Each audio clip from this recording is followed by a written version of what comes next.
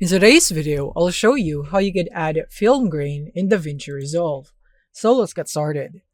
So here we are in DaVinci Resolve, and in here to add our film grain is that you want to go here into the Edit tab. Once you're here, you want to go into Effects on the top left and then go here into this menu. This should pop up. You want to click on Open Effects.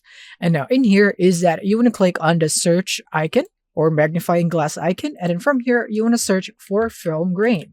So I'm going to type in film, and then I should have the film grain option, which is this one. So I would want to drag that into my video clip.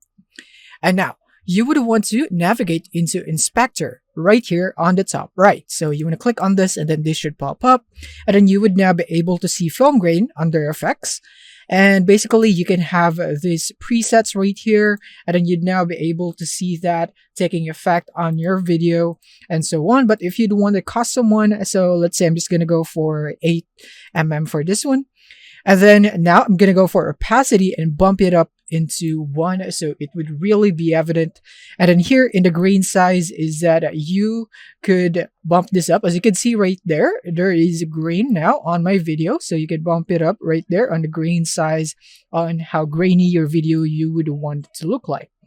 And then you also have some other options in here that you could do to customize your look more, and I could make the grain much harder. As you can see right there, I'm going to reduce the softness, and then the offset I'm going to go and bump it up, and then the grain strength is I'm going to bump it up right there. So as you can see, the grain is now so strong. So yeah, this is my preference, but if you want, you could also tone it down.